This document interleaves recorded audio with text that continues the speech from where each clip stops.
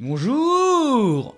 Un PC qui marche très bien va ralentir au fur et à mesure du temps, à cause des virus qu'on y aura accumulés et à cause de l'augmentation des puissances des processeurs, qui fera que tout sera plus consommateur qu'avant. Et mon PC n'y fait pas exception. Après un peu plus de 2 ans de bons et loyaux services, mon PC commençait à ralentir sérieusement. En vérité, c'est à cause de virus qui faisait monter l'utilisation de mon processeur à un énorme 40%, alors que pourtant, l'utilisation normale de mon processeur, c'est entre 5 et 15%. Du coup, j'ai décidé de réinitialiser Windows.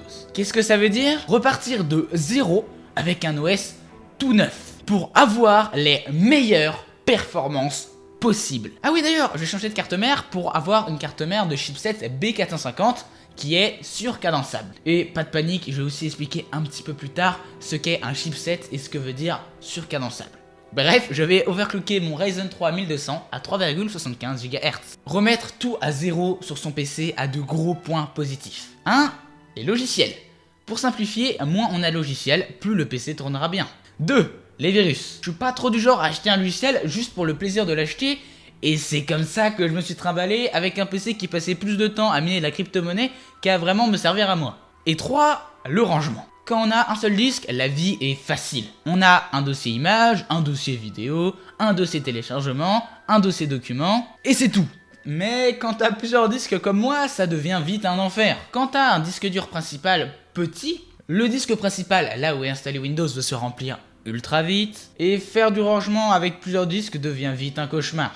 Surtout quand on n'est pas psychologiquement et physiquement prêt. Ainsi, l'opportunité de pouvoir une deuxième fois tout re-ranger est alléchante. Et je l'ai minutieusement préparé. Windows, applications utilisées quotidiennement, images et documents sur mon SSD de 240 Go. Mon dossier YouTube très lourd, mon dossier musique et vidéo sur les disques durs de 500 Go. Et les dossiers téléchargement et jeux les plus lourds sur mon disque dur de 1,7 Tera. Mais ça, ce ne sont que des points positifs si on initialise complètement son PC. Parce que sinon on peut réinitialiser son PC, mais avec les logiciels et les fichiers d'avant. C'était d'ailleurs ce qui m'était arrivé la première fois, mais je voulais absolument pas le faire. Du coup ce que j'ai fait, c'est que je l'ai réinitialisé une deuxième fois. D'ailleurs, est-ce que vous saviez qu'on pouvait changer l'emplacement d'une bibliothèque comme les téléchargements, le document ou les images par exemple?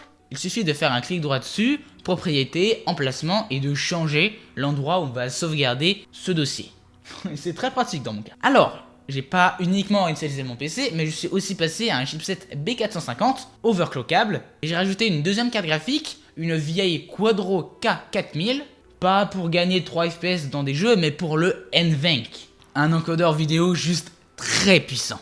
Et je m'en suis pas vraiment rendu compte, mais c'était le meilleur choix que j'ai jamais fait. Pour changer la carte mère, j'ai aussi changé la pâte thermique entre le processeur et le ventirad, et nettoyé tout mon PC, mais on parlera de ça en temps voulu. Alors, la première chose qu'on fait, c'est sauvegarder tous ces documents, ces fichiers importants et ces paramètres Windows quelque part. Mais, à moins que vous ne le vouliez pas expressément, Windows 11 ne va pas supprimer vos dossiers et vos fichiers. Je l'avais dit, mais si vous installez Windows 11 à partir de Windows 10 et sur ce même PC, vous garderez tous vos documents, jeux et applications. Et ça ne va normalement rien changer. Dans mon cas, je vais tout enregistrer sur un deuxième PC qui est relié à mon PC principal avec un commutateur.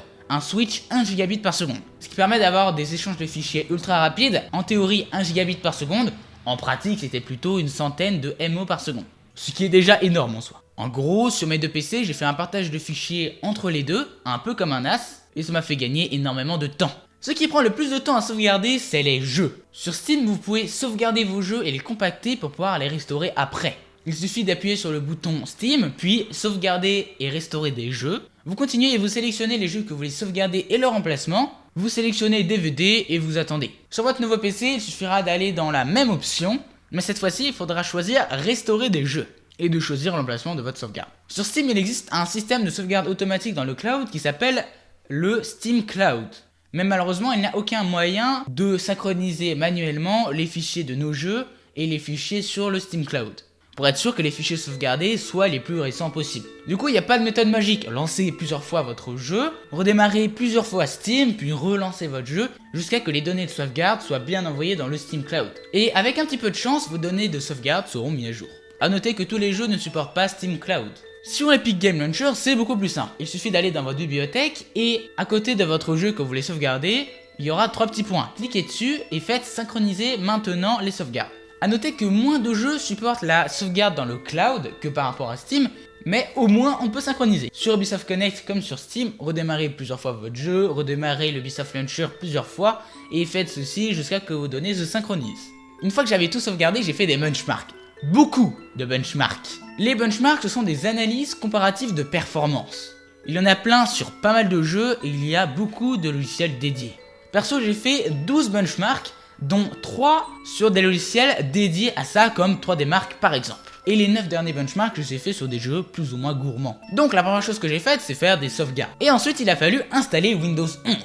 Installer Windows 11 pour un PC officiellement supporté est aussi simple que pour un Windows 10. Il suffit d'aller sur ce site, soit on télécharge l'assistant d'installation qui va télécharger directement Windows 11 sur notre PC et garder nos fichiers et nos logiciels, ou soit on crée un support d'installation avec le deuxième bouton et une clé USB de minimum 8 Go. Mais le vrai problème, c'est que les spécificités pour faire tourner Windows 11 sont vraiment très hautes. Pas parce qu'il demande 4 Go de RAM, pas parce qu'il demande une carte graphique compatible DirectX 12 et un BIOS UEFI, mais à cause du TPM 2.0, qui n'est présent de manière courante dans la carte mère que depuis quelques années, et fait que soit on a une carte mère suffisamment récente ou haut de gamme, ou soit on peut tout simplement pas le télécharger et l'installer. Ah oui, et aussi pour compliquer la chose, il n'y a officiellement que très peu de processeurs supportés. Vous devez aller voir sur ce site pour les processeurs Intel et celui-là pour les processeurs AMD. Enfin, ça c'est si vous voulez le faire de manière légale. Il est tout à fait possible de contourner ces restrictions. Et j'ai donc utilisé Universal Media Creation Tool, un projet GitHub pour enlever ces restrictions et simplifier l'installation de Windows par tous les moyens. On le télécharge et on lance le fichier mediacreationtool.bat. On va cliquer sur 11 dans la nouvelle fenêtre qui va s'apparaître et on va cliquer sur Auto Setup. Ça, c'est si on installe Windows 11 sur le PC auquel on a lancé le .bat. Et sinon, on sélectionne USB si on veut créer une clé USB bootable pour pouvoir installer Windows 11 sur un autre PC. Je sélectionne Auto Setup dans mon cas, j'attends. Au bout des heures, c'est bon, Windows 11 est installé. Enfin, avec tous les anciens fichiers et logiciels. Du coup, j'ai cherché réinitialiser le PC une deuxième fois sous Windows 11 pour réinitialiser mon PC une deuxième fois, histoire qu'il soit complètement vierge. Une fois installé Windows 11, on va installer les logiciels de base. Tout comme avec Windows 10, on lance Edge. On va ensuite sur ninit.com. Vous sélectionnez tout ce que vous avez besoin et vous le téléchargez puis l'exécutez. Il suffira d'attendre, les fichiers se téléchargeront et s'installeront, et au bout d'une dizaine de minutes, ça devrait être prêt. Enfin, ça c'est si vous avez la fibre. Si vous avez une connexion plus nulle, évidemment ça prendra plus de temps. Pour les drivers, on va se servir d'un site web qui s'appelle Driver Cloud. On va sur drivercloud.com, on va cliquer sur démarrer et installer. Un .exe se téléchargera, vous le lancez et installez Driver Cloud. Une fois fini, lancez l'application et lancez la détection des pilotes. Ça vous amènera sur le site web. Soit vous téléchargez et installez manuellement vos drivers, un par un, soit vous cliquez sur le bouton installer, votre application se lancera. Vous faites installer, ça vous ouvrira un dossier et dedans il y aura tous les drivers que vous aurez besoin. Pas de magie, lancez le setup.exe de chaque archive et au besoin n'hésitez pas à utiliser WinRAR pour décompresser les archives qui sont compressées. Une fois tous les drivers installés, redémarrez votre ordinateur. A noter que vu que Windows 11 n'est pas sorti depuis très longtemps, il y a très peu de drivers disponibles. En général, ça sera la carte graphique, le port internet et le son. Voilà, Windows 11 est installé, vos logiciels et jeux aussi. Maintenant, il faut qu'on parle des chipsets AMD puisque j'ai dû aussi changer ma carte mère. Les processeurs AMD un minimum récents ont tous le même socket. C'est-à-dire que n'importe quel processeur AMD va pouvoir rentrer dans une autre carte mère AMD. Mais il existe différents types de chipsets. Chaque chipset sert à quelque chose. Les chipsets bas de gamme coûtent peu cher mais n'ont pas l'overclocking et certaines fonctions très avancées. Et les plus haut de gamme sont en gros mieux. Bref, voici un tableau pour comprendre quel chipset va avec quel type de processeur AMD. Parce que oui, certaines cartes mères ne peuvent pas avoir certaines générations de Ryzen. 1, 2, 3, c'est bon. Je suis passé du chipset A320 au chipset B450 pour acheter un jour les Ryzen génération 4000 et 5000, overclocker mon processeur, 4 slots de RAM, merci la carte mère, 2 slots de carte graphique, point. Hey, mais je vous ai parlé d'overclocking, non? L'overclocking ou surcadençage est un sujet passionnant. Mais en quoi consiste-t-il? Il consiste à augmenter la tension électrique qu'on va lui envoyer pour le faire tourner plus vite, et ainsi pouvoir faire plus de calculs. Ainsi, le surcadençage augmente considérablement la vitesse d'un processeur, mais peut rendre instable le système s'il est mal fait. Et le processeur va chauffer et s'user plus vite, proportionnellement à la vitesse qu'on lui a donnée en plus. Pour un processeur avec un ventirad AMD, ça ne devrait pas être un problème. Le ventirad devrait tenir et faire pas trop de bruit. Mais pour un processeur Intel sans vraie ventirade, je le déconseille vivement. Pour surcadencer, il va falloir aller dans le BIOS et chercher un petit peu parce qu'en général, ce n'est jamais la même chose. Le but en fait est d'augmenter le nombre de volts du processeur, qui est en général 1,20, au fur et à mesure jusqu'à ce que le système soit instable. Sinon, si vous pouvez directement augmenter la fréquence de votre processeur, faites-le. Au fur et à mesure, et dès que vous commencez à cracher aléatoirement, rediminuez la fréquence de votre processeur et réaugmentez-la doucement. Je vous déconseille d'overclocker si vous ne savez pas ce que vous faites, mais ce n'est pas aussi compliqué qu'on peut le penser. J'ai donc overclocké mon processeur de 3,1 GHz à un magnifique 3,75 GHz. Ce qui fait un processeur environ 21% plus rapide, ce qui est énorme. En proportion, c'est comme si j'avais payé un processeur 50% plus cher. Autant vous dire que c'est rentable. Et les performances en jeu sont très bonnes. Elles seraient proportionnellement meilleures de 21% si seulement j'avais pas fait d'autres modifications comme rajouter une deuxième carte graphique. Et oui, j'ai rajouté une deuxième carte graphique dans mon PC. Mais pourquoi faire?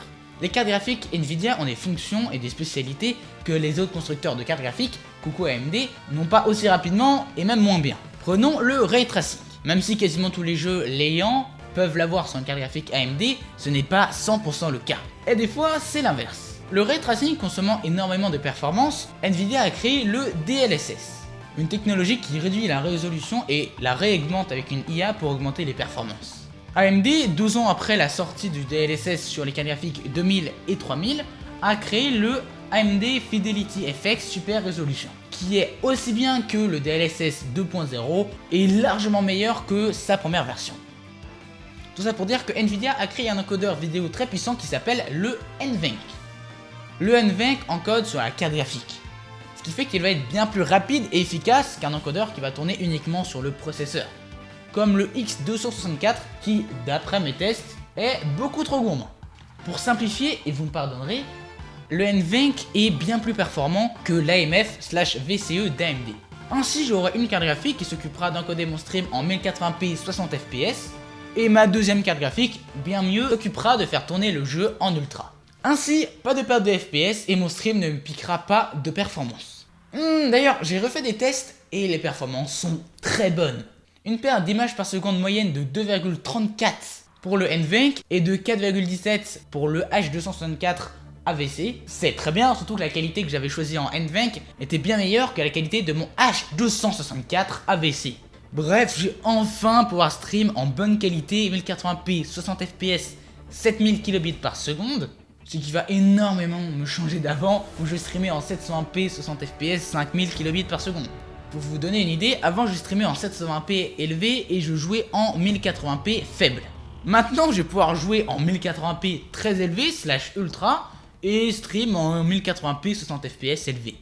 Tous ces changements ont rendu mon PC très performant. Même Windows 11 m'a fait gagner des FPS en jeu de temps en temps. Bref, je suis très content d'avoir fait tout ça et c'est pour ça qu'on va commencer par le benchmark de Cinebench, qui est exclusivement orienté processeur. Alors, augmentation du score de 23%, soit quasiment la vitesse que j'ai rajoutée grâce à l'overclocking. 3D Mark, ça progresse un peu partout, mais surtout pour les processeurs qui va bien plus vite. Civilization 6 graphisme, ça s'améliore, surtout pour les 1% de FPS les plus bas. Civilization 6 IA, ça ne change rien. Far Cry 5, augmentation des IPS vraiment bonne. GTA 5, pareil, sauf pour le max des IPS qui est un petit peu plus bas. Metro Exodus, pareil, très bonne augmentation. Rainbow Six Siege, le jeu est tellement bien opti que ça ne change quasiment rien. D'ailleurs, à 54 images par seconde, le jeu n'est jamais descendu en dessous des 144 images par seconde.